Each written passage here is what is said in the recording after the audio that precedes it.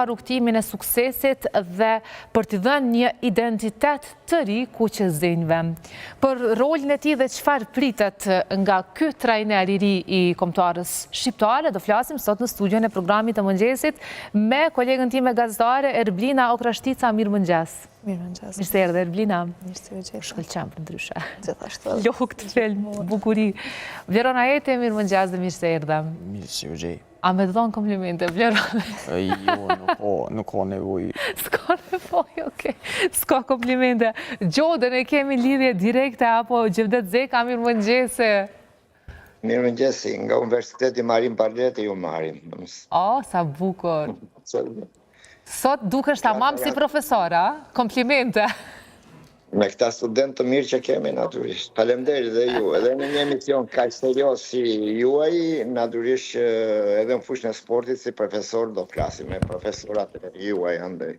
E qartë. Mirë, flasim fillimisht në studio me Erblinën dhe me Bleronin. Dje ishte një përmbyllje së një epoke të kombëtarja shqiptare. Po, gjatë ditës së djeshme, Federata Shqiptare e Futbollit doli me lajmërim se është shkëputur bashkëpunimi me trajnerin brazilian Silvinho, i cili ishte trajner për rreth 3 vite e gjysmë, edhe më njëherë pas kësaj u zyrtarizua, ashtu të themi, edhe trajneri i ri Roland Maran, i cili është një trajner italian, jo me më shumë eksperiencë, mirë po shumë eksperiencë, po du me thonë, mirë po jo prej top trajnerave.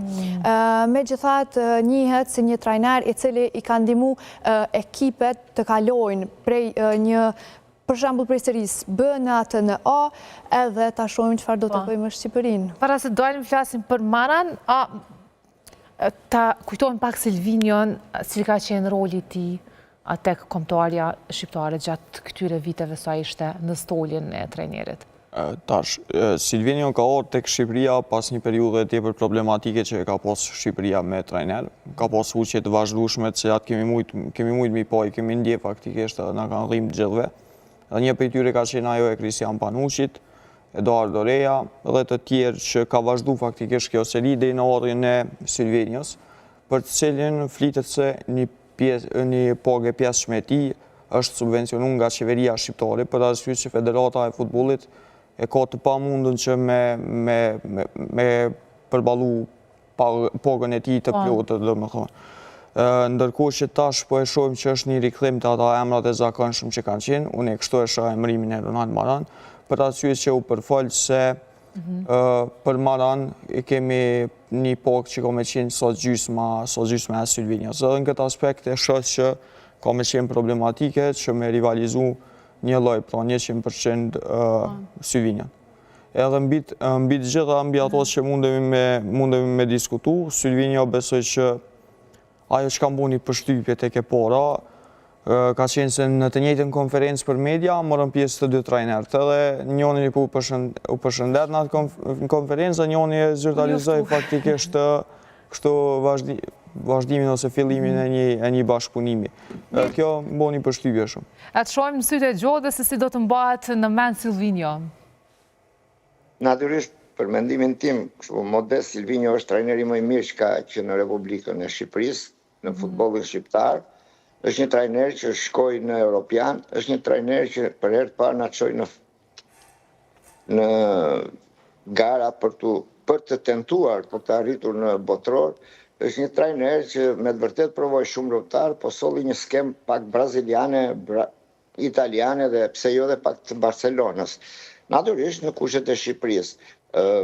Respektin më të madh e vlerësoj me notën si pedagog tani mbi 8.5, përjashtoj rastin e Muçit, asnjë gjë tjetër nuk mund të kërkohesh, duhet ta provonte pak më shumë Muçin, për gjëra të tjera ai është absolutisht i pandryshueshëm. Rezultatet teknike të tij janë mrekullueshme. Ai nuk ka fituar ndeshje me San Marino me këto, ka fituar për herë të parë me Çekin, ka mundur Polonin, ka mundur Ukrainën, ndeshje që ne si kishim bërë dot të fitonin për 50 vjet.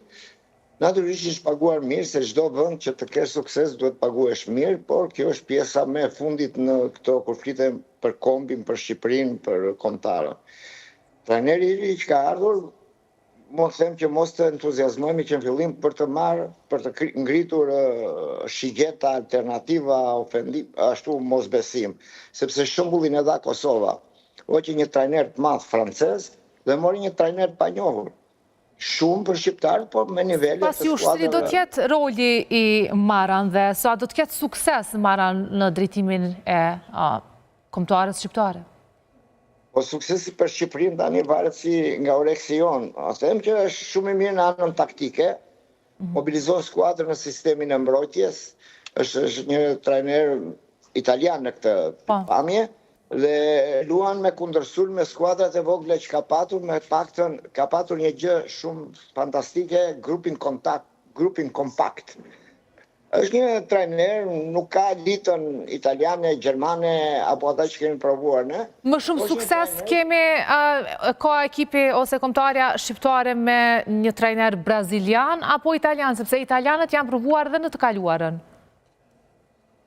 Tani, Silvinho ishte europian më shumë se sa brazilian, se ka shumë i ri në Europë, Chelsea, Barcelona, Italia, të gjitha këto, por them që varet nga grupi lojtarëve që ke, se nuk mund të bësh trajner brazilian dhe trajner gjerman me grupin e lojtarëve shqiptarë që ke. Por, tashmë që një pjesë e madhe e lojtarëve tanë janë në Itali, them që ky trajner ka mundësi të bëjë një grup më kompakt, pak se sa Silvinho, po ka mundësi në artë që është në një grup më keq, më të ullët në nacional, kupën e kombeve, dhe ajo jep një mundësi që ne mund të shkojmë direkt në Europian me kupën e kombeve, në qoftë se dalim parët në grup.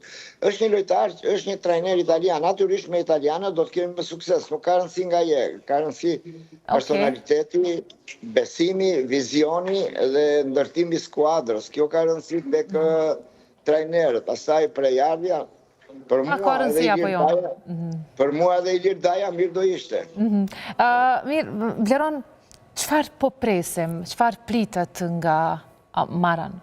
Pak ma shumë se sa me reduktu gjithë diskutimin kështu në nacionalitetin ose prejardhjen e trajnerit, ne nënkuptojmë direkt me stilin e lojës, që po nënkuptojmë që Shqipëria për momentin është duke kërku një lojë më defanzive, duke marrë parasysh stilin e lojës edhe gjithë shka që Maran përfaqëson, eksperiencat në të kalumen me skuadrat e ti, ato skuadra me cilat ka pas sukses, që kanë qenë vendi 6 ose 8 me skuadrën e Brescias, që është top suksesi i ti faktikisht, mendoj që përfaqësojnë stilin e ti defanziv dhe onën kompakte. Është krejtësisht e kundërta e Silvinhos, i cili në momentet të caktuara, ose në aventurën e ti të parë, të themi ashtu që ka qenë për kualifikim në Europianin 2021, aty pro ka qenë tendenca e Shqipërisë që me luajtë një futboll më atraktiv, edhe si që përmendi edhe Gjoda, kanë poshtë skuadra pak më të mëdha, si që ato që jemi mësu që kanë qenë indiferente ose që kanë qenë tepër të vogla. Po me gjithatë është kritiku shumë, po më interesant.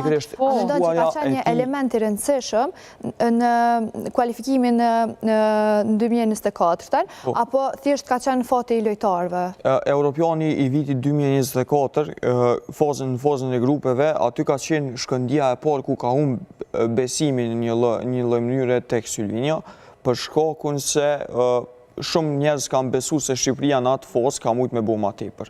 Edhe përfundoi duke marrë disa rezultate të cilat kanë qenë të favorshme kështu, ka humbë me pak gola, mirë po nëse kthejmë me shiku fotografim prej largë kështu, atër mundemi me thonë definitivisht që ajo aventure Silvinhos ka mujt me përfundu shumë ma mirë me Shqipërinë të kualifikuar. Më tutje, duke marrë parasysh që entuziazmin e madh që ne pa dhënë ai goli i hershëm i Nedim Bajramit. Mirë po kanë qenë reale ato pritshmëritë cilat kanë qenë prej njerëzve për Silvinhon edhe për Shqipërinë e asoj kohe, mendoj që jo, sepse ka pas grup jashtëzakonisht të vështirë.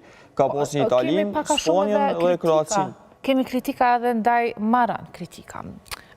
Ne se zakonisht nuk besojmë shumë në trajner, me njerë kemi ato dyshimet e para, ka gogja shumë dyshime për sukseset në të kaluarë dhe sa mundet me u përshtat me një ekip si që është kombëtarja shqiptare, do thotë sa realisht mundet me u përshtat me mentalitetin e lojtarëve dhe sa do të sjellë suksese atë ku që zëndë. Për shkak edhe të afërsisë gjeografike, raporteve kulturore, ka me qenë shumë e lehtë që me u ambientu me kulturën e futbollistëve, kështu e shoh për arsye se shumë lojtarët që aktualisht janë te Shqipëria, veç se kanë luajtur në Itali, janë të njoftuar edhe me skuadra, posaçërisht i kanë edhe skuadrat e nivelit të njëjtë që marran veç se i ka udhëhequr gjatë karrierës së tij. Po edhe Shqipëria ka dëshmuar në Europianin e 2021 që ka qenë plotësisht merit e trajnerit që funksionon shumë më mirë me një trajner italian sesa me këtë brazilian që ka qenë. Unë mendoj që në kampionatin, në kualifikimet për Europian 2024, që se ka dhe më herët, ka qenë plotësisht merit e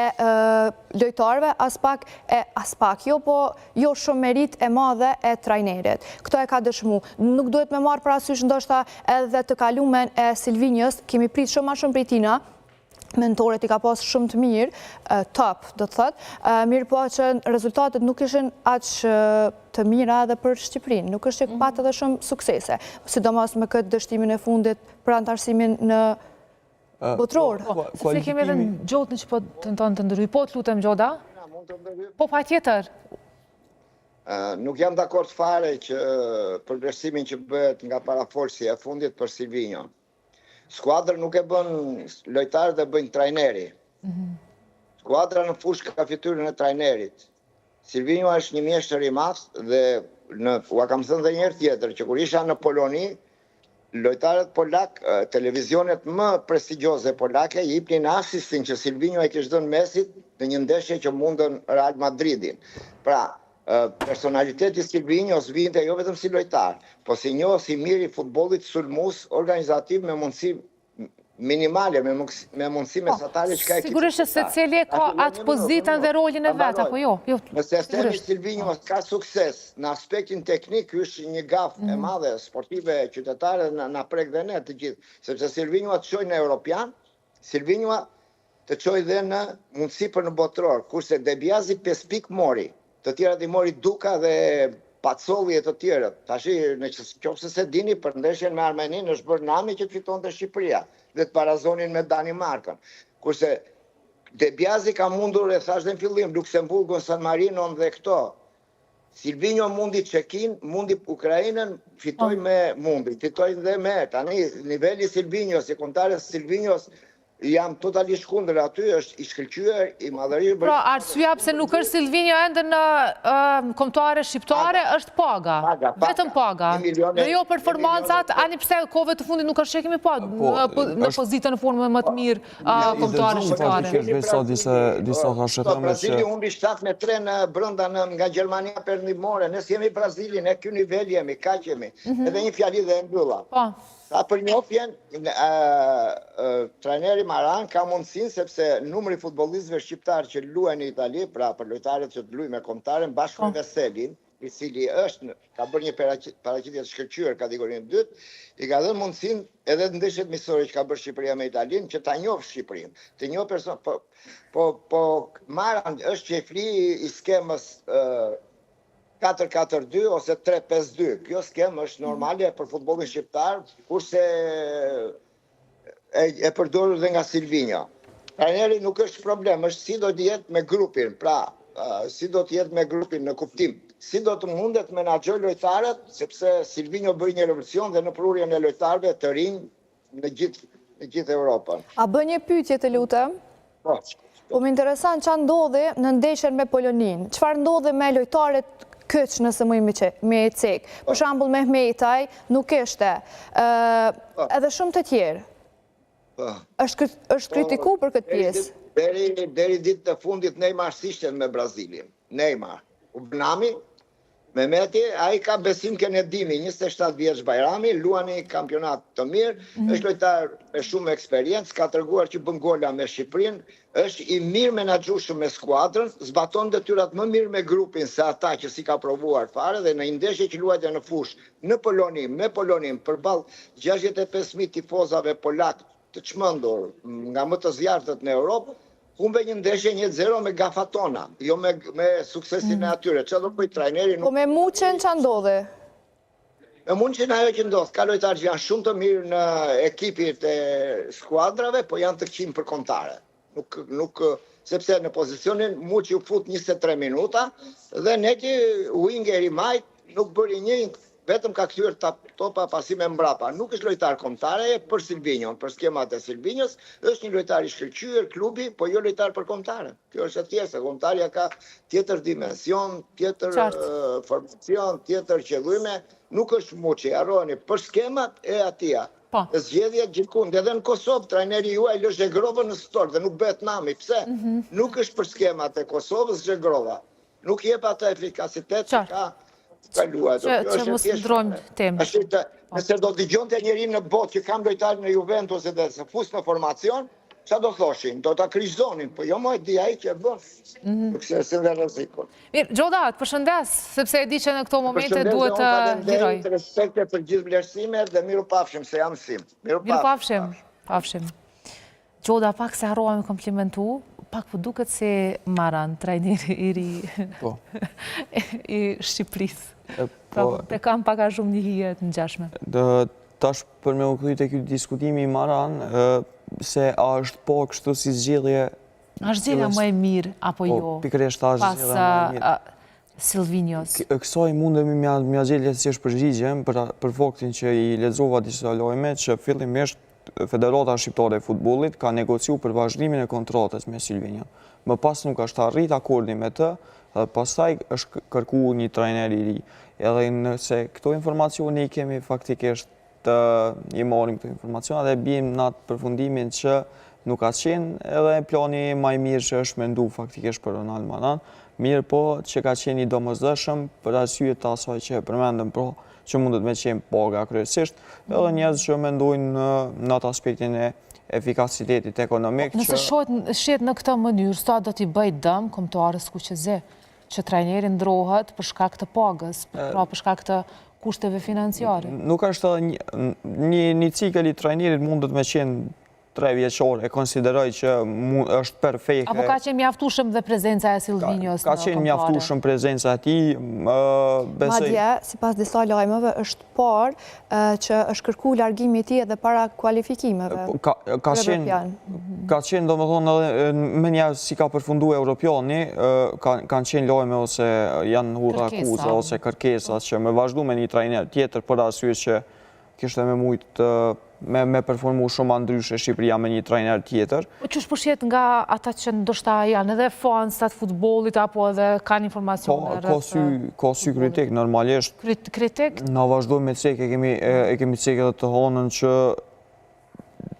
futbolli italian nuk përcillet shumë, edhe në momentin që e bjen një trajner prej Serie B, Serie A domethënë ka rënë interesimi për të, Serie për Serie B, edhe kështu që njerëzit nuk kanë shumë informacione edhe kështu edhe munden me paragjyku zgjedhjen e këtij trajneri. Mirë po, mendoj që është bo në soza të një analize tepër të thukët prej personave që janë përgjegjës për me bukët. Po megjithatë mendoj që nuk duhet me u nis prej asaj pjese, duke marrë parasysh e ceka që Silvinjo mentorat i ka pas shumë të mirë, top.